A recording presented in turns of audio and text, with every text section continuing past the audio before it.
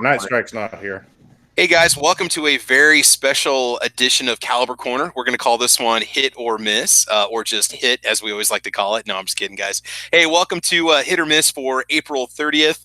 My name is Travis P11. Night Strike isn't able to host this evening, so we're going to go ahead and host this chat.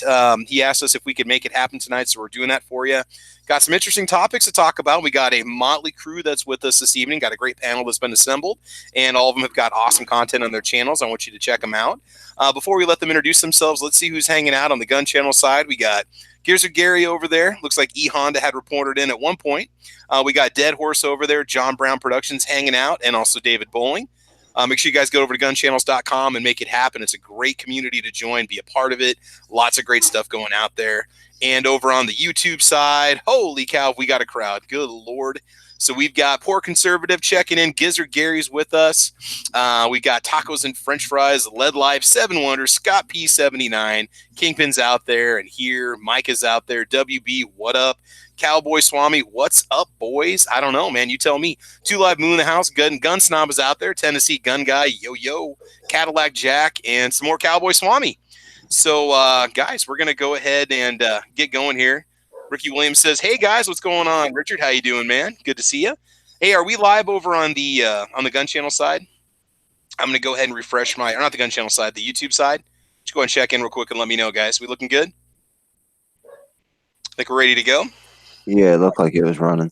Okay, good. Yeah, it was a little laggy on my side. It wasn't showing that we were live on there, although it shows it is on the Hangout. So we're going to let the comments load up on the gun channel side. Okay, let's go ahead and let the panel introduce themselves, and we'll fire it up. We got some interesting stuff to talk about this evening. A topic that might not seem relevant at first, but it is relevant because it could affect us, the way that things happen and the way that they are happening, and how it could impact us directly. So on my left, we got Gizzard Gary. Gizzard Gary, why don't you go ahead and give us a little introduction and tell us a little bit about your channel. What can we find if we go there?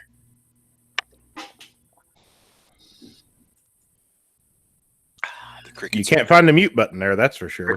Apparently you don't find Gizzard Gary there. He's probably out pecking right now. You know how Gizzard Gary's. So, David, let's move on to you. We'll come back to Gizzard Gary in a second here. So, David Bowling. I hear you. Oh, there he is. There he is. Gary, please enlighten us. Tell us about your channel. What can we find if we go there? Oh, there's a little bit of everything over there. There's some back episodes of Foul Territory. If you've missed it, God forbid you missed it, come back and watch it. Also, the early bird chat where anything goes on Sunday mornings. Yep.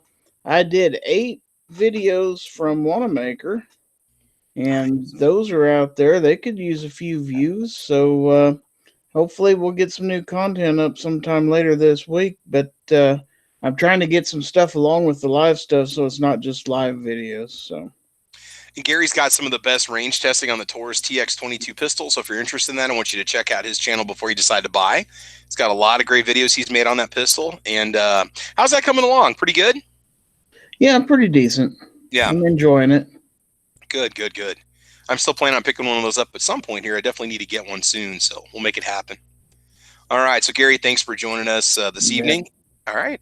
And the original Kingpin, David Bowling in the house. David, what's new, bud? Not too much, man. Thanks for having me. Always a good time. All right, man. So tell us a little bit about your channel. What can one find if we go there?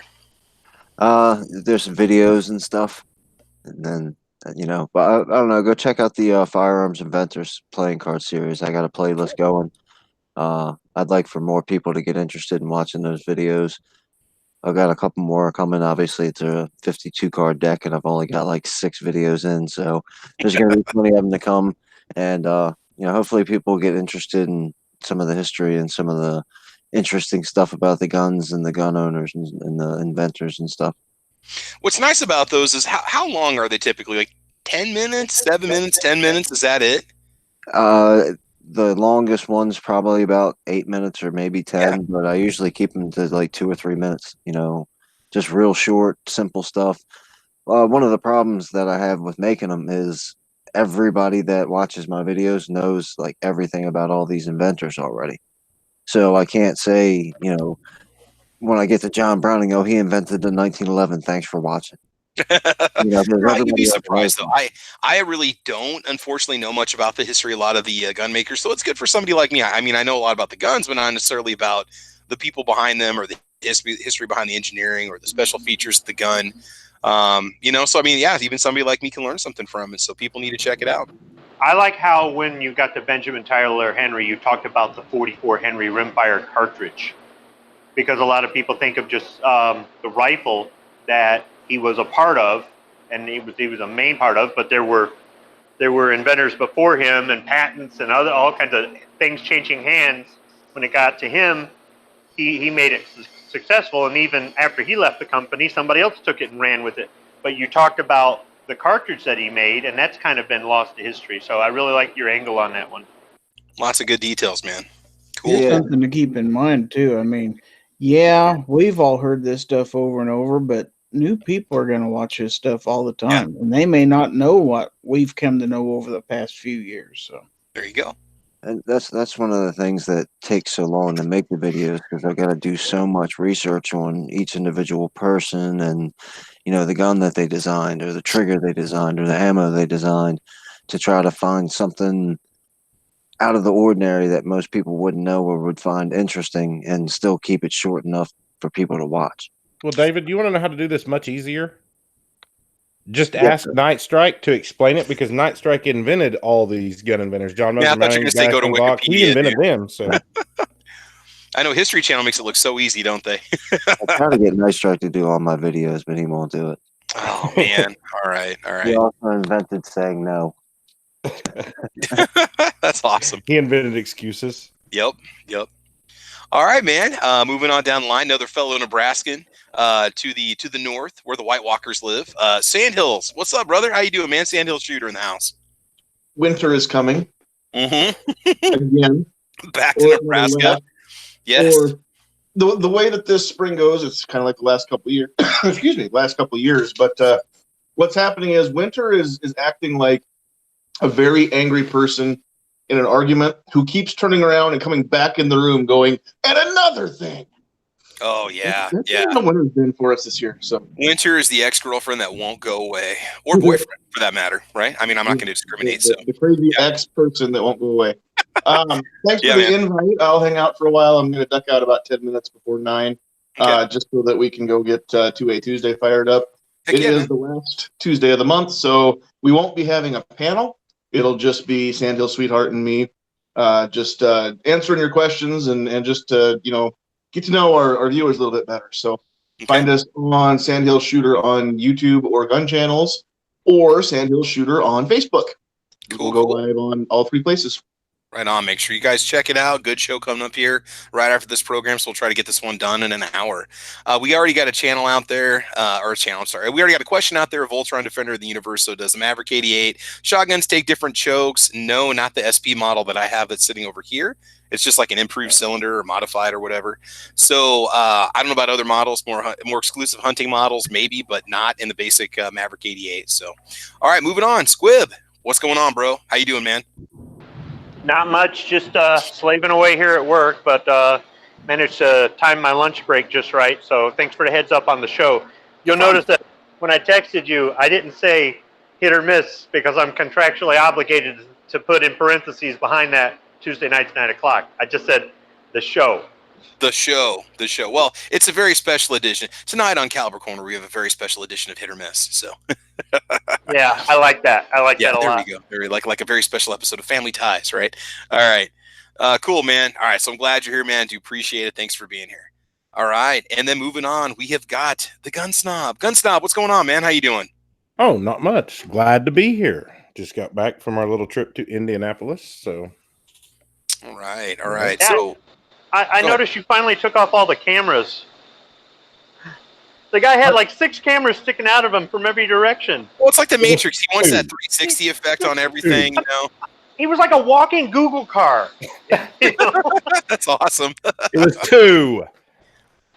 You had No, a boom it's mic. definitely 6. You We're had one of updating those Google fuzzy Maps as things we're on walking around. it. Yep. Yeah, you had stuff everywhere. Well, hey, if you look like a professional, people take you serious. Rocking like a ham radio antenna off of one side and a freaking GoPro on his shoulder right here and something in the front, you know, body cam going on right here. So, all right, man. So what's coming up on the channel? You got any cool content coming our way or what? I've got a lot, and I mean like 25, 30 videos from NRA to come out in the next month or two. Nice. I put tons of stuff on Instagram also. So if you don't follow me on Instagram, go follow the Real Gun Stump on Instagram because I put like 30 pictures up already, and I've got probably that many more to put up. I'm going to do that here soon. I don't know if I'm following you or not. I think so. Yeah, you're following me. Okay, cool. I mean, not like in a stalker kind of way, but just, I thought I seen you behind me earlier. I don't know. You don't ever know. You never know. No, I'm just kidding. All right. Okay, guys. So we're going to go ahead and just jump right into the first topic here. So here's the deal. And if you're not familiar with the show, there's articles that catch your attention that we want to talk about. What I was talking about, what I put down is just kind of the teaser for the episode for tonight. Venezuela is what I call a case study for modern gun control. Here's the deal with Venezuela. Back in 2011, 2012, I believe it was Maduro, their president, had written up a policy, and I think that Hugo Chavez was working on it before him, and I'll read the article here in just a little bit, where essentially people's guns were taken away from them. And this is in modern times. This stuff has happened within the last 6-7 years. The populace has been disarmed or threatened to be disarmed or punished for being armed. And if you look at it today, they're trying to have a military coup to overthrow Maduro, who's the current dictator. You can call him president if you want, but he's really not, in a communist-led style government. And people are trying to fight back and get this guy out of power. Now the guy that's trying to run for the new presidential position, trying to take it over, the good guy, is getting U.S. back support. I believe Maduro is still he's being told by basically the Russians, don't go anywhere, stand your ground, do what you got to do to protect your country, because again, they're a pro-communist government in Venezuela, or communist style representation. So let me just bring up the article real quick on the screen share. Now, the thing is, well, how can this affect us? Well, if you bring in state mandated gun control the way that they did here, right, the way that they just dropped it on people. And again, this was a country where people were allowed to own firearms. You don't always get that a lot in South America, but on the news, it's getting pretty serious. So we're going to see if the current president of Venezuela does in fact bail out, or if he doesn't. So here's the article. Here's some of the news for you. And there's a lot of stuff here. There's a lot of parallels we can draw between the United States and cities that have a lot of gun crime and Venezuela. So it says, in the wake of a gun ban, Venezuela sees rising homicide rate. So it says, since April 2017, at least 163 pro-democracy protesters in Venezuela have been murdered by the Maduro dictatorship. Venezuela serves as an example of how gun prohibition can sometimes encourage gun crime. In 2012, the communist-dominated Venezuelan National Assembly enacted the Control of Arms, Munitions, and Disarmament Law. The bill's stated objective was to disarm all citizens. The new law prohibited all gun sales except to government entities. The penalty for illegally selling or carrying a firearm is a prison sentence up to 20 years.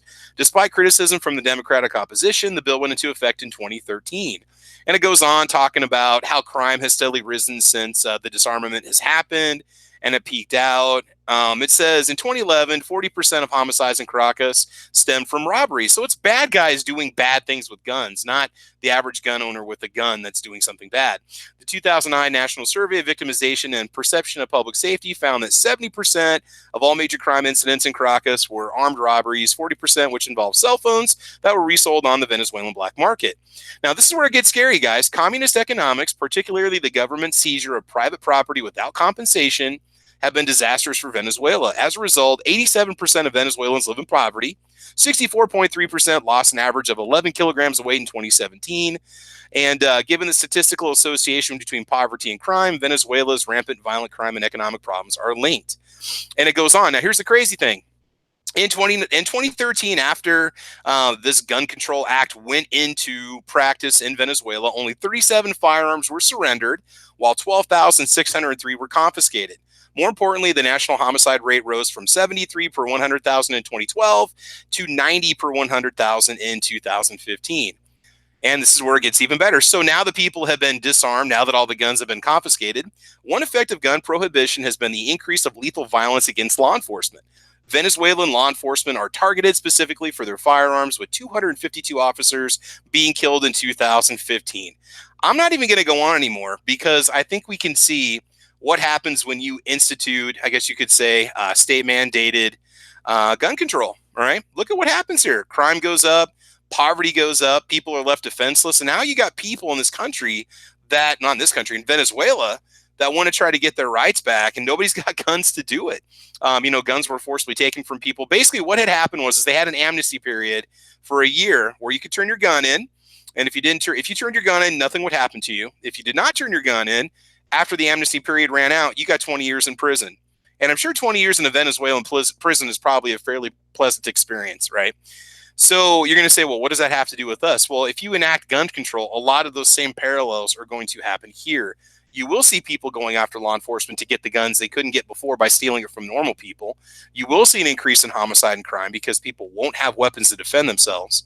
And again, a dictator could essentially evolve and take over using the military, which is essentially what Maduro has done, and put his will upon the people that are more or less left helpless. So I don't know if you saw the footage. These were not a well-armed populace that was fighting against him. If you watched any of the live broadcasts that was it Hawaii Volcano Squad was doing earlier on his channel, they were just like people throwing whatever they could find, doing whatever they could find. Now the good guy has got the National Guard on his side in Venezuela. The guy that's trying to, and I can't, his name is skipping my mind off the top of my head right now. He's with the people. He's united with the National Guard, but then the Venezuelan government has their national army and Maduro that's still in power. So what do you guys think about this? Is this kind of some strong parallels? Could you see something like that happening? What do you guys think about this, the way that they're going about it, and what happens once you disarm a populace? What kind of comments do you guys have on this? I'm sorry to babble on for so long. What do you want to say? I'm wondering if they had something similar to our Second Amendment, but it just wasn't that strong.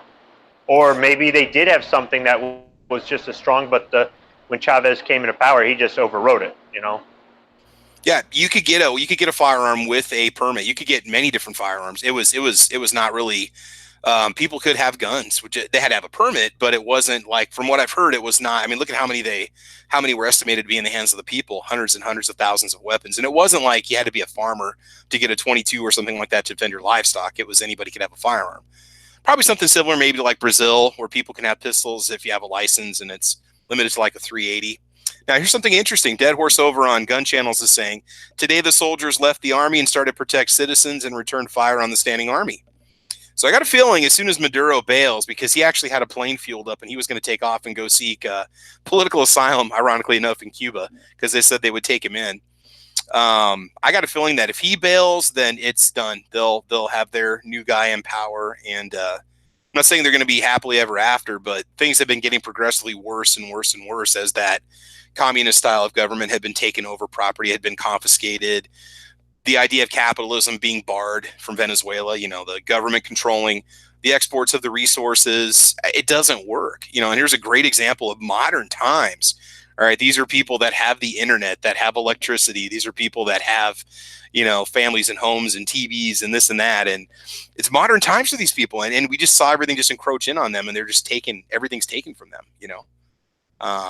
Well, their economy based on oil, I guess, took a crap, and then the currency took a crap, and it just, all kinds of things just went downhill. And when you've got a situation like that, sometimes that's when the bully can get into power, right? The only thing is the bully was already in power, and the people finally had enough of it.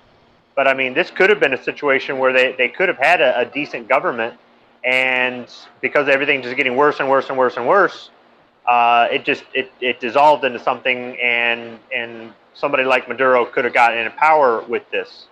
If he flees to Cuba, I mean, yeah, it could, hopefully there's no power vacuum, and you've got the next guy in line takes over and makes some promises, and those are only temporary, and then they go right back to this, right? Yeah, and I don't know what this new guy represents or what he stands for or what he wants. I would hope it isn't going to be anything, you know, socialist in nature, or maybe he's got the endorsement of the U.S. government.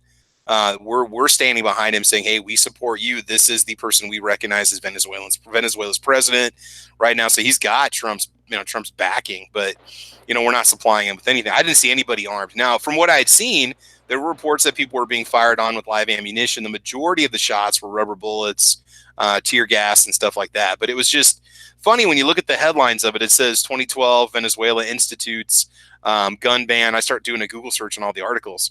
2018 crime has hit an all-time high. People wishing they hadn't given their guns up. These are literally articles that you see on a Google search. And now today you've got this military coup where the people are just done with it, and they just want to, you know, take over. So it is scary to think just to see what happens when you disarm a populace. And I don't think we've really heard much about it, because all we ever heard about was Chavez and Maduro and how bad it was, and inflation in their country. The other thing that's happened too is they've lost millions of their citizens. They've fled to Colombia. They've fled to other countries in South America to get the hell out of there, because they don't want to live in that kind of environment. They don't want their kids to live in it. And they're getting tired of not being able to get toilet paper when you go to the store. I mean, that's the freaking reality that these people were living in, you know? So, yeah, from a gun control perspective, it's a little bit scary what happens when you disarm the populace. Let this be a lesson that people can learn from, you know?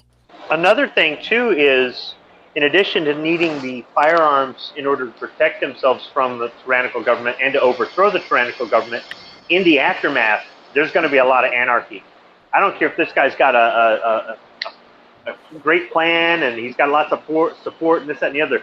There's going to be a period where everything's in limbo. And during that period, you're going to have services that aren't functioning, whether it be the infrastructure, whether it be law enforcement, whatever it is. People are going to need firearms just to protect their families from anybody who might decide they're going to take what you've got because there ain't nobody to protect you. Yeah, that is also the scary part. And, you know, the thing is, they had said that this new president was backed by about 20 National Guard soldiers, and he supposedly had a list of generals that were on his side. It's like, man, I hope you got more than that. I mean, unless that, but then maybe Maduro's one of those guys where as soon as the bullets start coming his way, he's going to split, because he knows that he could possibly be taken out by anybody, especially if you get the populace coming against you. That's when he's going to get in the jet. He's going to get the heck out of there and go to Cuba, you know? So, and look at was it Gaddafi that was taken down by his own people? Hussein, you know, I mean, everybody pretty much abandoned him being the man in power when we found Saddam Hussein back in the day in a freaking rat hole, you know, spider hole. Juan Guaido is the name of the new guy, and he'd be considered a Western politician. Ain't that the name of the chick who plays Wonder Woman? No, is it? Let's see, new. That's Gab. UI. I even have trouble pronouncing his last name because it's a little bit different kind of combination of letters, but yeah, it's Guaido or Kudo, however you're. Guaido. Yeah, Juan Guaido. Yeah, that's it. I mean, what I get months and months. Yeah. What I gathered out of this whole article is I need to go on a Venezuelan diet plan, I guess, because it sounds like you lose a lot of weight really easily. But I was like, is it a bad thing? Of course, these people were probably already at starvation levels anyway, just because they had, you know, because of the freaking inflation costs. The new number out that is not, I guess, official yet is they lost 19 pounds over the last year, and the number that you read, they lost 24 pounds ish. So, hey man, look, that's a bonus. Look how much weight they've gained. You know, so things must be on the uprise. Well, they got 54 like provinces or governments in Venezuela that are recognizing this new guy as it's Guaido Marquez. Yeah, he's 35 years old. The party's called the Popular Will Party. I'm not sure exactly what that is. If you guys know anything about it, for the Progressive Social Democratic Party. Oof, I don't know. For the most part, the guy came out today and went on TV and said, "Everybody come out in the streets." Yeah. And then a bunch of people ended up out in the streets. The problem with Maduro is he's not going to be anywhere close to anybody shooting him unless it's one of his guys that shoot him. Yeah. And there will be a power vacuum because all his generals and all the military that are backing him are nothing but mules for the Mexican drug cartels. They're not going to just freely give up that money and that trade for a quote-unquote new respectable government. So not to mention he's not going to take them with, so they're going to be left behind, right? Well, yeah, but if there is a such thing as a number two, if Maduro leaves, number two is like, I can't believe, thank God he's finally gone. Now I can take control. They're not going to miss him regardless. He's basically becoming just a figurehead because he's not going to do any fighting. He's not going to do any commanding. They're going to do all that they need to do to stay in power. And if they win, I seriously doubt that he'll still be in power 5 years from now. One of the top generals will overthrow him. Dead Horse on the Gun Channel side, he's saying, and again, this is one of those what if scenarios for the USA. What if this kind of gun control was imposed on us and this draconian process was instituted where guns were taken? Now, for us, I think we have more guns and more people with guns and more people that are willing to give up their lives to fight back against the government, even though a lot of people don't admit that we would take up arms against our own if we had to. But I think that'd be the difference between us and maybe the Venezuelans. And That might be one of the main differences. Now, you guys over on gun channels, you got a pretty good discussion going on over there. There's lots of soldiers deserting. It's a long fight they have on their hands. It's truly civil war now. Yep. Armor tanks drove over lots of people today. Yeah. They were running APCs into crowds of people. The military was. Lots of retaliation to come. And again, the people couldn't shoot back because they didn't have any guns. You know, I didn't see anybody armed at all from the protesters in the streets. Well, you mentioned it. You mentioned it earlier. You know, what would happen? How would this affect the United States if it happened here? Well, it's not happening here, but it's directly affecting the United States, whether we want to admit it or not, because our president is paying attention to it. Our military people are paying attention to it. All our politicians are paying attention to it. The refugee crisis in Southern and Central America is far greater than anything we saw in Syria already. And you had mentioned, you know, what, 10% or 10 million people? I don't know, what, some large number of people already bailed out of Venezuela. Yeah, and the thing is that could also, and then not to mention the natural resources. I mean, we're talking about oil up the wazoo. Now, I don't know how much oil we were getting from Venezuela, but they were just swimming in it. There was a time when it was $4 a gallon here. It was 25 cents a liter down there. You know, about $1 a gallon down there. And they were bragging about it. They were selling it to Russia, to Cuba. You know, Venezuela has one of the greatest sets of natural resources on the planet Earth. They got gold, other precious metals, oil like crazy. So a big hole with nobody leading Venezuela would be very, very dangerous for everybody. Yeah. They're saying upwards of 3 million people have fled the country. That's a lot of freaking displacement. And those are people that might be coming here because, you know, they might be able to get in under political asylum clause because of their government. So, I mean, that could affect us directly. We could have a whole swarm of Venezuelan immigrants coming in here or making their way again up through, you know, South America, through Central America. So, I don't know. What I'm wondering is, before the gun confiscation there, how much of the population was pro-gun? Not gun owners, but pro right to own a gun. Because if there only half the population was armed or cared or you know, went to the effort or whatever it was, and then they were able to disarm them, and now most of the population is against the government, if something like that were to happen here, where somehow or another they were able to ban and confiscate guns, with about half the population, it seems like not caring about freedom or any of that, you know, being anti-gun or whatever you want to call it. If that happened here, would those people that used to hate us suddenly join us, or would they still hate us? And then what are they going to do? They would have to take up arms and join our tyrannical government to fight us. Well, but they hate guns, so why would they take up arms? There's a whole lot of, So, you know, I wonder what the climate was like there before they confiscated firearms.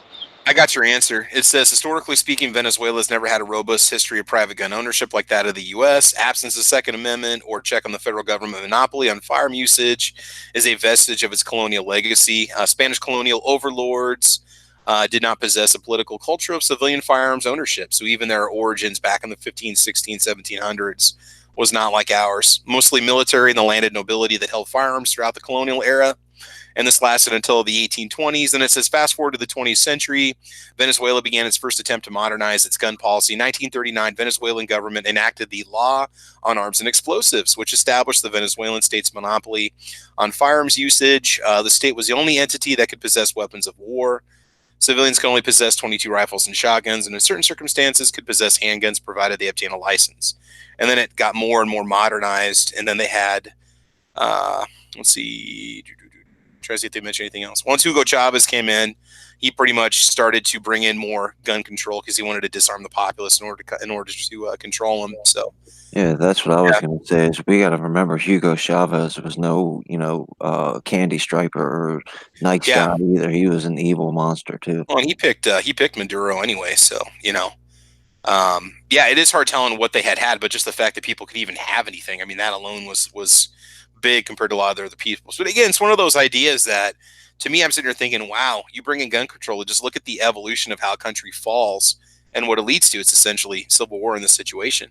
So we got to think about those things when, you know, want to take the time to write the letter because you don't want to write a letter opposing gun control because of some bill being proposed in your state, or anytime people want to come after us. So anytime anybody says, well, a disarmed populace is a peaceful populace, or you'll be fine, they're not coming for your guns. I mean, just use Venezuela as a great example. Let's see, 7 years ago, everybody had guns, now they don't, and look at them, They turned out really good, didn't they? And this isn't an example from the 1800s. This isn't an example from the 1960s. Again, it's modern times. So what else we got? Oh, here we go. More stuff on the gun channel side. Police also showed up to the Venezuelan embassy in D.C. today with handcuffs and escorted unknowns out of the building. So that's interesting too. So yeah. All right. Any other thoughts on that at all, guys? The whole gun control thing. Well, it seems that every government that says that they want to disarm the people for their safety always end up being the government that wants to step the boot on their heads after they take their gun away. Yep. Now that I've taken your gun away, I'm going to step on your head. That way I know where you're at. You're nice and safe under the heel of my boot. Nobody's going to step on you but me. Yep, exactly. And we have a visitor. How you doing? You going to come here and help us tonight with the episode? Yeah.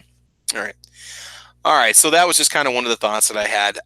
Moving on here, guys. I got another little article for us here. We had another shooting on a college campus. This one was at the University of North Carolina, and this is from thetruthaboutguns.com. At least 3 people were shot Tuesday, and 1 person was in custody after an incident on the campus at the University of North Carolina at Charlotte. According to a city official, law enforcement officers were sweeping the affected buildings, the university tweeted. They mentioned people need to follow officer commands, and it goes on. So, again, that's another one of those situations where I haven't really heard much about any kind of progress with regards to campus carry recently. Have you guys heard anything else at all? Any states pushing for that? I mean, that was something that was kind of big a little while ago, and it just doesn't seem like you really hear much about that in the news anymore. So, Gary, question for you, Gary, with constitutional carry. Does that open anything up to college campuses at all, like K-State or University of Kansas or any of that stuff? Yeah, we have campus carry here. It's controversial, but we have it. Have you guys had any incidents? Is it a bloodbath on campus? You got fraternity boys drawn on each other and all that stuff, just blood in the streets? Pretty much, yeah. You know how it is. Yeah. You're afraid to leave your dorm. So an armed society is a polite society. That's just all a rumor, right? Most of the reaction has, strangely enough, been from the staff. You have a lot of college professors. Mm-hmm. I was watching this thing on CBS News this last week. They featured this gal, and I've met her, that's a student at the University of Kansas, and she's the campus Republican, young Republican chair or whatever she is. And they were featuring her and one of her professors, and this professor puts on a bulletproof vest before every class. Oh, yeah. Just as a way of protesting and stuff. So they interviewed the two of them together, and they actually got along, but of course they didn't agree on stuff. But yeah, and it's one of those things, which is, it's just really sad that we're not the bad guys. I mean, again, what percentage of licensed concealed carriers actually get prosecuted for breaking the law? It's like less than 1%, and the 1% that does, it was either crimes of passion or just anger reactions that a person had and they lost it, or it was somebody maybe who was carrying in a place they weren't supposed to, or they were trying to maybe take a gun on an airplane and they weren't supposed to do it. They did it the wrong way. So it's the majority of the concealed carriers. We're not the bad guys here. That's what I don't understand. People can't get through their minds, especially when I watch a lot of the police stops. It's one of the biggest fears that I have as a concealed carrier is when I notify the police officer that, and I think about this quite often, what am I going to say to that police officer when I get pulled over? And I like to think that, the Nebraska Highway Patrol is very professional. Any experiences I've ever had with them, they have been very professional. Do I say, again, I'm just going to say, I'm obligated to let you know that I do have, here's my driver's license and my, concealed carry permit. Is that person going to just go off, Part of the problem is I've been watching too many of these police videos lately where it's not people necessarily open carrying, but it's police stops turn bad, or people say the wrong thing, or they smart off at the cop, and then it just escalates. And I'm trying to take lessons of what not to do and what not to say. Have you guys ever had any experiences like that where you've had to notify a police officer because you've been pulled over with a firearm in the vehicle or not? I know you definitely want to be very careful with how you use your wording and stuff like that. Sandhills, have you ever had an experience with that yet in Nebraska? No, knock on wood, I won't for a long time. Yeah. So yeah, it's something to definitely think about because you don't want to cause any kind of It's alarm. something I've thought about a lot, though. Yeah. I mean, I think everybody should if you're carrying. Yeah. We don't have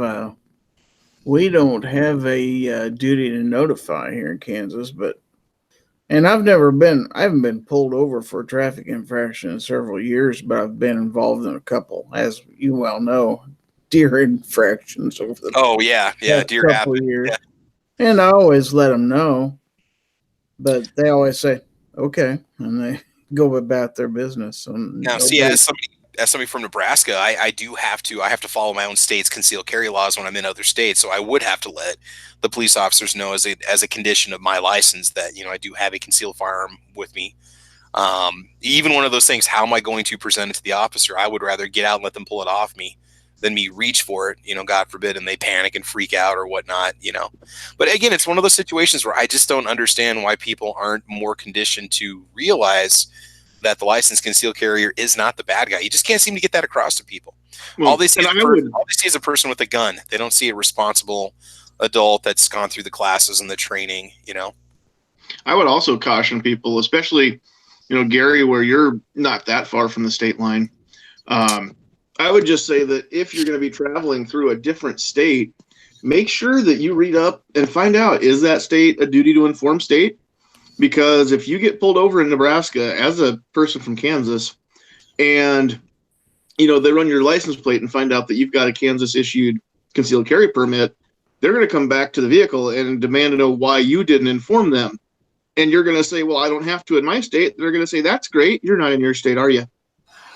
Let's write you up a ticket or worse. So, I mean, just if you're traveling through different states, make sure you learn every state's laws as far as transport and duty to inform, any of that stuff. Just do your homework and let's all not become part of the problem. That's okay. I'm off the soapbox. No, it's true though, because you might think, well, I just I follow what I do back in my place. I always read up on other states, and even then, it can be a little bit confusing because we're so used to doing things in our own state that when I go travel to other states, do I know what to do when I go through Kansas, when I go through Oklahoma, especially if I have another loaded firearm in the vehicle and it isn't necessarily on me. So, okay, C4 is asking for a link. Yeah, I thought I included Sarge in that. I'll go ahead and send him a link real quick here, guys. But yeah, any other issues that are coming up that you guys want to talk about? You want to talk about NRA real quick? Just anything you've heard or new or any updates at all? I honestly have just kind of become numb to it because I've heard so much about it. Well, Sarge, you're here. Okay, I was just going to send you a link. I need to definitely send you a link sooner, Sarge. I invited 22 people to this podcast. I thought I covered everybody. So I just got in the door a second ago. So all right, man. Cool. All right, so Sarge, we were just talking about kind of what's going down in Venezuela, how they enacted basically disarmament in 2012, and how we're seeing a military coup happening today. And it would be a lot easier if these people had their firearms, and they don't. And they've got a dictator that's made life absolutely miserable for everybody. They've got a communist-style government that's, I've seen their inflation go up. They've got lack of basic resources for people. 3 million people have fled the country. I don't know. What are kind of your thoughts about that? Is that going to be pretty typical of what you see in most places that have been disarmed? And this is modern time disarmament. This is not, 100 years ago. That's what you got to think of. It's the exact same time there that it is here. It seems like it's somewhere else, and you kind of look like you think you're looking back in time, but it is present. And I would be very wary.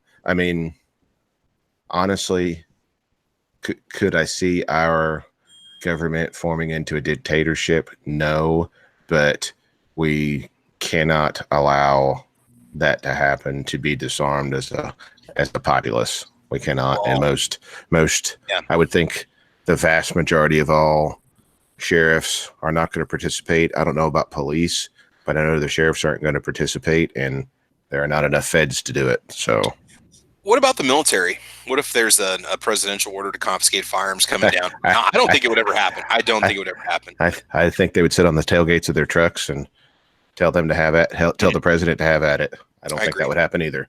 Yeah. See, once again, the difference between the United States military And using Venezuela's military, for example, is the Venezuelan military are drug dealers. Mm-hmm. And I get you can go ahead and say the CIA and undercover drug deal, all the conspiracy stuff about the United States military, but it's documented proof and evidence, and that's what they do, and that's who they are. Yes. So it's a completely, even if it is happening, like you just said, in some of the black ops and all the stuff that you hear, that is straight up happening over there. I mean, like it's a known thing. It's big time. Yeah. So the military there has a benefit of shooting their brother, the next door neighbor, the guy that they shop at the grocery store. Well, they don't shop there anymore because all the food is gone. They have no food. Yeah. But the United States military guy is not gonna pop the guy he played high school football with because President so and so said so. Well, it's just not going to happen because the majority of people are in the military for a short amount of time, for 4 years, 8 years. I mean, the vast majority do not stay in it to retire, and then still the retirement age is what, 20 years for the majority benefits, 30 for full. I mean, that's not long out of a person's life that they're in the military. So they think about what was it like before, what's it going to be like after they get out, and they're not going to do things to the population like that because they're going to be out soon enough. Hey, real quick, can I get one of you guys to send Obnoxious One a link? Obnoxious One, I don't have your email address, dude. I need that. Will forward it to him right now. What is his email address? Do you guys know? Is it use a name or is it just Obnoxious? I really think it's Obnoxious One. Is he spelling it OBNOXIOUS? I'll tell you right. Okay. It is exactly. It's at Outlook. What's Outlook? It's shooting left of center at gmail.com. What's that? It's shooting left of center at gmail.com. Oh my God. No, I'm out if you do that. Let's get Obnoxious in here, and then I'll get his email address, and then I'll make sure I get him on the future mailings when we do Caliber Corner and stuff like that. I just forwarded it to him. Oh, okay. Obnoxious One, you were more than welcome to join in, brother. Like I said, I sent 22 out. I thought I covered everybody, but if I haven't invited you yet, then I don't have you here. He doesn't like you. Can somebody catch me up as to why we're on this channel? This is a very special edition of Caliber Corner. We're pretty high watchers right now. So, what it is, just Night Strike isn't able to host this evening. Some family stuff came up. And so that's why he asked me if I could run it. Me being the unofficial or sort of official co-host of the program, I said, sure, I can do it. I got some free time this evening, so. You've heard of Night Strike. This is Light Strike here. So. Yeah, Light Strike. Travi Strike. Travi Strike is what it is. Okay. So, I gotta say something to the crowd real quick. We got 62 people watching and only 28 thumbs up. Surely we can do better than that. People stealing this content. 62. I should move to Tuesday nights at this time. Maybe we can swap. He can go Thursday nights at 5 o'clock, and I'll do Tuesday nights at 8 o'clock Central Time. There's a lot of people watching. Definitely. Yeah, this is good. Hey, did you guys get out and get your 2A challenge done? Your 2afun.com challenge done? Who just left? Sandhills, is that what you rolled out? Because I was going to hold you accountable for that. No, I'm just messing with you, bro. Before I did this came on with this evening, I went out to the range and got my Ghost Tactical 2A challenge done. I think you can still get it done. Is it still until tomorrow or not? Do you guys know? 2afun.com? I think it's tonight. Oh. Is it tonight? No, today's the 29th. There's one more day. 30th. Today's the 30th. 30th. Yeah, I have no idea what today is. This is in October. I'm sorry. I've been working nights, so I get confused. It is the 30th. Yeah, so I went this afternoon, so you still got a couple hours depending on your time zone if you want to go out and get your shooting done real quick. If you want to do it at my house, your target. If you want to do it at my house, your target's going to fall apart before you get it shot. Because of the rain or what? Yeah, and I know it's only 20 seconds, but I wanted to go, but I was shooting in the rain too. I was actually filming out of the back of my Jeep so my camera wouldn't get wet, which I hated because I couldn't zoom in with the dang, but I did go out there and get cold and soaked and had fun, but yeah, it was definitely cool. I didn't shoot as good as I thought I would, but I hadn't fired that gun in over a year, so that was all right. It was definitely something. You guys need to check it out. So make sure you go to 2afun.com and you can go over there and check out the latest videos that have been posted. Lots of good stuff over there. So I'm going to shoot mine tomorrow and turn it in late. Whether I get credit, I won't get full credit, right? Is that what you do? It's 5 points off for each day that it's late, but then after 2 days it's a 0, unless you make prior arrangements. So. Well, I ended up. I had to go to a search today, so maybe I can get a waiver. No, Sarge, there's no excuses. There's no extra credit offered for this assignment. No extra credits. I would have flunked your Spanish class in high school. Dude, I'm not that hardcore, man. Come on, relax. I mean, do you give extra credit for Sociedad Honoraria Hispanica or no? What? Who? What? No, I say what? Spanish Honor Society? Do you give any extra credit for that? Oh! We don't have we have honors level Spanish classes. We don't just have a society. We have classes built around it. So how do you get into that? Do you bring the teacher tacos and burritos? No, not at all. No, you have a lot of options. Actually, I don't know if we want to get into it in this Taco Tuesday. Parking lot tamales. I'll tell you guys about it when we're not live. It's actually a really cool setup what we have in our school district. It's a lot of fun. You get college credit, man, when you're in high school. Only for parking lot tamales. I love hot tamales. So Obnoxious One is with us. Obnoxious One, what's going on, brother? Yo, how you doing? Man, I saw you push your little comment. Am I number 23? Frowny face. Dude, I seriously thought you were on the list of 22 people that I invited. Yeah, whatever. I see how it is. Look, this show is now going to be a hit that you're here, okay? Because we were missing you. So it's yeah. I came in so just in time. Your world, man? What's going on, dude? Not much. Still recovering from NRAM. So was it mass chaos and just a bunch of uncertainty, or what? Or could you just stay away from all that negativity while you were there if you wanted to? There was on the floor. There was absolutely nothing. There was nothing on the floor about it. I mean, you had to search it out if you wanted any of it. And I actually went up to the annual meeting for a little bit, and they were just kind of droning on and handing out, plaques and awards to everybody. And I just went back down. I got to admit, I went back down to the shiny stuff. Oh yeah. I've been seeing. I love the video you guys have been posting. Have just been fantastic. Between that and Wanamaker, there's just so much cool gun content that's out there now for us to check out. So basically, the way I see it then is the board is just basically there to help ensure that the president or CEO stays in power. Is that pretty much what the board is all about then? Oh yeah. If you didn't, I mean, I didn't hear anything about it until like later. I think Saturday night that Oliver North had had an empty chair and a name tag sitting there on the stage, and if you couldn't tell that was a power play at that time, then you haven't been paying attention. Because I think Wayne LaPierre needs to definitely run now. This is the time for him to do it. So yeah. Wayne LaPierre is there, and the president of the board has an empty chair. I mean, that's straight up power play, or show who's got the actual power. Yeah. But yeah, as far as being on the floor, nobody was talking about the NRA down on the floor. Everybody's down there. The guys that are the exhibitors are there to show off their stuff, and the people on the floor are there to see their stuff. And the NRA drama and whatever is something else entirely. All right.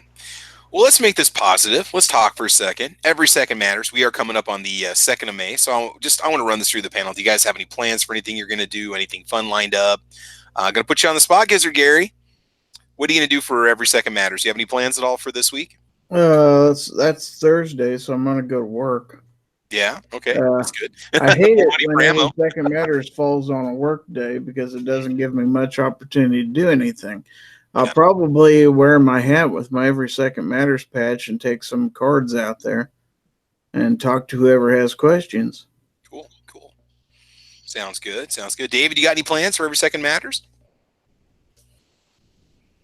Kingpin, you going to hit the range at all? It's possible I could get to the range. Depends on how work goes and stuff like that. But I'll definitely post a picture over on Instagram. Cool.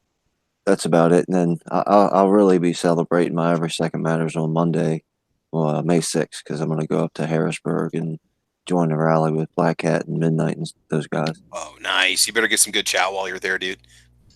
It'll be my first time. It'll be my first time going to a rally, and it'll be my first time open carrying. So it should be pretty cool. Oh, very nice. All right, man. Obnoxious Ones. You got any Obnoxious One? You got any plans? For Every Second Matters? Yeah, I usually go out and hit the pawn shops and the gun stores and get out and about wearing my fancy holster and a barbecue gun. Oh yeah.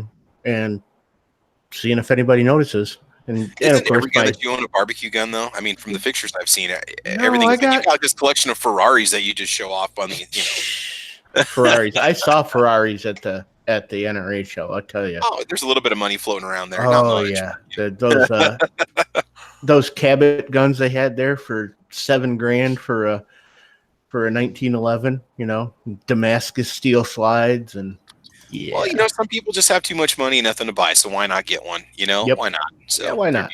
Why not? I could never spend that kind of money on one because I want to shoot them. Yeah, and you spend that kind of money and you don't want to shoot them, so it's just no. I'd shoot the heck out of it. I'd enjoy it, man. I'd enjoy every shot of that stupid thing if I had one. Tell you what. All right, Sarge, you got any plans for Every Second Matters, man? What's going down? I would think I'll hit the range. I've got some family coming in, so we'll probably go out there and do a little shooting. I know that's for things will be. I won't have all my free time that I normally do on a day off because we're gonna say I'm gonna have some family in, but I think we will hit the range for sure. Are you having the show Thursday night, Sarge? I was gonna ask you if you wanted to have one this week because I'm not entirely sure I'll be able to do it. Okay, I'll do it. So. Yeah, I was gonna ask you that. Well, in that case, I'm running a Every Second Matters show on Thursday night as well. Won't we do it on Trigger Plus P? No, we can't do it on Trigger Plus P. But we'll do it as Trigger Plus P. I could probably jump in. I just don't know if I can 100% host it. There you go. There you go. All right, Squib, you got any plans for Every Second Matters? I guess my plans are probably the same as Kingpin's, which I need to talk to him after the show. So, yeah, Thursday's a work day, and I don't know. Sometimes on the 2nd, if it falls on a weekend and the weather's okay, I take the dog for a walk in open carry. But we're supposed to have rain all week, so I don't know that I really want to bring a wet dog into the house. Yeah. Not fun. I had to do that this afternoon before we went live. So, oh man. All right. And Gun Snob, are you back? You said BRB. Got you back here, sir? It was only about 3 minutes ago. Oh, and then see. So the 2nd is on Thursday. Gun Snob will come back to you. So 2nd's on Thursday. So I'll be hosting Caliber Corner. I do have a buddy that wants me to take his son out and do some shooting. He doesn't have an AR or an AK. Mostly just a hunter dude, and so I'll be taking his son out. I don't know if it'll happen this Thursday, but as soon as it warms up a little bit and dries up, I'm going to take his kid out. We're going to take all the fun little toys out, and the kid has already said that he wants to join the Army when he gets out of high school. He's 7th or 8th grade right now, but pretty adamant about joining the military, so we'll see how he does. Give him a chance to shoot an AR a couple times and kind of have some fun. So I got that coming up here pretty soon. So that'll be a good time. Like I said, once the range dries out, if we ever get rid of this rain, but otherwise, no. All right. So anybody else have any other topics they want to bring up at all? Like I said, with the whole Venezuela gun control thing, it's just kind of interesting to see how stuff devolves into chaos once you disarm the populace. And I thought that was kind of interesting to kind of look at and dissect this evening. But if we don't have any other topics, we can go ahead and probably wrap it up before 2A Tuesday kicks off over on Sandhill Shooters channel. All right, so we'll just go ahead and run it through the room and let you guys plug your channels, and we'll go ahead and call it an episode of Hit or Miss. I want to apologize, guys. I've been looking at like 3 or 4 different screens. If you posted anything at all on the YouTube side and I didn't acknowledge that, I just want to let you know right now I apologize for that. Let's see here. There's just kind of some questions going on over there on the chat right now, so. All right, so I guess let's go. Gary, we'll go and start off with you. Anything you want to say before we go ahead and call it? It's a quick little episode this evening, but what do you want to say? Anything? Well, I've already pretty much promoted what I do. Check out my website. They call those at gizzardgary.com.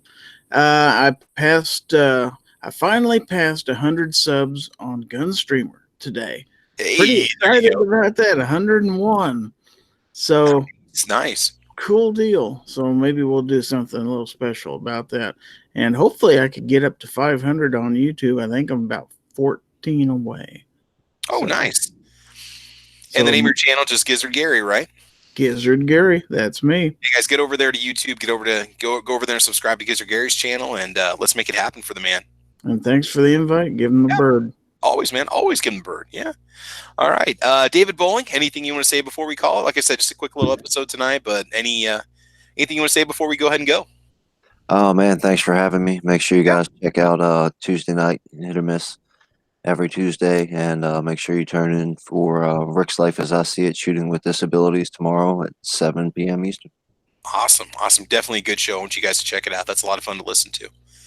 All right. Obnoxious One, I apologize for the late invite. I will get your email address from you and we'll get you on next time. But anything you want to say before we go, brother? Thanks for having me. Look, if anybody wants to see some gorgeous guns out of the NRA show, check my Instagram. It's OBNX1, NXS1. Check my channel. I'm going to start putting together some NRA show videos and getting those out. Snob jumped on me and did the Mantis X, which was what I was going to release first. So you may still get it, but everybody just watch Snobs, but deal with it. You should have told me. I would have waited on that one. I have 30 videos. Sure you would have. This is like an Olight video, 17 of them dropping one day, right? Yep. Who's going to do it first? I mean, I don't know what to say. He shouldn't gripe because he wouldn't have any audio if it wasn't for me. So whatever. I'd just use my phone. I told you that. Ladies, please. You can work out your differences some other time. So we want to work about right here, right now. And I'm getting I got on my Instagram photos because I didn't post all the guns from him. So I don't know. You posted like half a gun each picture. We're gonna have to sit down and take a in-depth Instagram photo class. I post the important parts of the gun. Yeah, sure. But yeah, check out my channel OBNXS1 and check out the cool videos coming out of the NRA show, and then we'll start getting into some other stuff. Okay, cool. A funny thing about this is compared to SHOT Show, it seems like I'm seeing more new items coming out at the NRA show that were basically unannounced by the manufacturers versus what I was seeing at SHOT Show. Seems like on SHOT Show, a lot of these guns had just been, we've already heard about them and seen them, and then we just see them in the flesh, so to speak, right? At SHOT Show, and there's so much new stuff that I keep seeing featured at the NRA show that it's kind of almost like worth waiting for that instead. I don't know. It's just kind of how I feel about it. Now, granted, the whole world of other firearms related products and stuff, you're not going to really get that at the NRA show, maybe. But for SHOT Show, it just seems like what's really cool that's coming out now, I'm seeing now at SHOT. So, or not SHOT, at NRA instead. So, I don't know. All right, Sarge, C4 Defense, man. Anything you want to say before we go? I've got a cool video I'm editing about the a Sega hunting carbine, which is once the embargo started on those from they weren't AK-47s, they were a hunting carbine. I happened to my buddy has a brand new one. We got to do the unboxing. It was a 2009 and it was never shot, never fired, still in the Cosmoline. So we did a great video on it. That was fun. And I'm going to try to get out to the range Thursday, and I'm going to turn in my shooting challenge late. I'm going to do it. If I lose credit, that's fine, but I just haven't had time, and that's it. And I'm going to be on Trigger Plus P on Obnoxious One's channel Thursday at 9. So appreciate the invite. All right, man. Cool. Good to have you here. And like I said, we'll make sure we get you guys invited sooner so we can bring you in, or just get that invite sent out to you. So that we'll be inviting 24 people per episode. So hopefully I'll have a couple show up, a handful. So that's always a good thing. Cool. All right, Squib, you want to say anything before we go, man? Yeah, it's a little loud where I'm at. I'm going to try to release NRA show videos all week. I've already published 2. And then if I got anything left over, I'll work on it next week or the week after, just kind of throw it in. I'm going to try to get back into my regular routine next week. So appreciate all the views, all the comments, and just want to say hey to everybody that I met for the first time in person at NRA, or that I met for the second time in person at NRA. Right on, man. Cool. All right, cool. Gun Snob, you want to say anything before we go?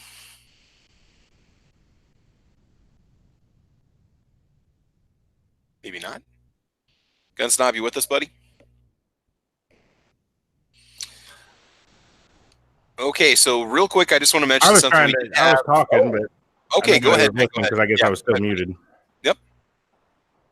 So yeah, go check out my channel. I'll have tons of stuff. I'm going to try to get everything released the day before Obnoxious releases it. So,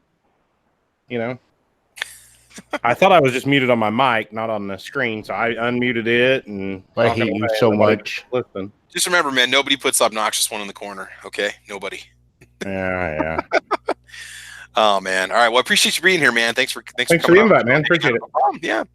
And real quick, we had some stuff going on in the chat, and then Matt Sexy, I'll be able to answer your question, I think, on Caliber Corner on Thursday, since I don't want to delay this any longer, so we can get everybody over to Sandhill Shooters channel for 2A Tuesday. So real quick, just a little thank you to Texas Blades for the $10 super chat. You said great chat, man. I appreciate it. Thank you so much. Calaveras made sure I got the thumbs down. Looks like I got 2 of them now. Woohoo! And I'll go back and look at these comments. Travis T was saying something about seeing if he could host the show again or something. People were talking about the process of a teacher should go through to buy guns. We can talk about teachers and carry and stuff like that if you want. But again, I want to give a little shout out to Night Strike for letting me cover this evening. It's been a lot of fun. I haven't done this for a couple of years now, or at least a year since I've covered for Hit or Miss. But Night Strike, he's just got some family stuff that he had to take care of this evening, really serious stuff. Night Strike is okay, just so you guys know he's fine.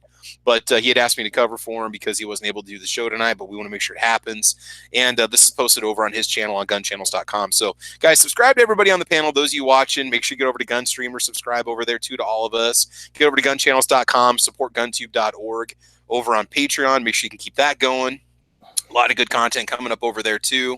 And joining us on the Gun Channel side this evening, we had Dead Horse over there. David was with us and here.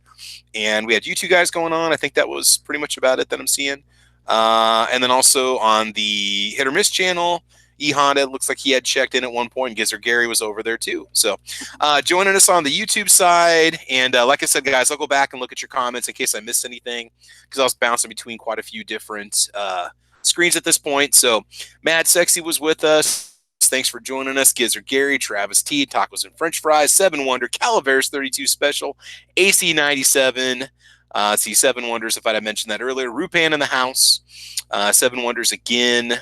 Vanessa Kitty was with us. Thanks, Vanessa, for being here. Kingpin was out there and here. C4 Defense, same thing. Stephen Dawkins in the house. Yoder, Texas in the house. I declare this episode a hit, says Yoder. Good. Thank you, man. I appreciate it. That's good to know. Scott P79, Tahuya P29 joining us this evening. Jumpy Killer is out there too. Snob's Wife 76. Dusty One with us. Texas Blades. Thank you again for the super chat.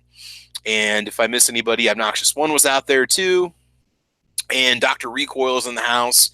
Hit or Miss super chat. Yeah. So Rupan, I didn't even see that. I am so sorry. He donated $4.99. Thank you so much, Rupan. I appreciate that. I've got some expensive range tests coming up, so any super chats I get are going to go back into the rifles that you're going to be seeing on the channel. So anyway, just want to let you guys know that it's going to be an expensive summer. I've got 4 guns that need to be sighted and tested. I got a 224 Valkyrie that's just begging for some more ammo and better glass. It's going to be a good summer, guys. So yeah, Solo Yacker was also out there too. He's going to be my guest on Thursday night's episode of Caliber Corner coming up. Make sure you check it out. 5 to 7 Central Time, 6 to 8 East Coast Time, and you can follow that over on gunchannels.com as well as YouTube. Make sure you check it out on my channel, Travis P11. I think we caught everybody, so that's it, guys. This has been Hit or Miss for April 30th, or a very special edition of Caliber Corner, aka Hit or Miss, and it's a hit. I think that's it, guys, and we are out. Thanks for joining us. Y'all have a great week. We'll talk to you later. Bye-bye. Shall not be infringed. Give him the bird. Yeah, that was a good one, Snob. Shall not be Bye, infringed. Alicia. Adios, Felicia. Adios, Felicia. Put it on.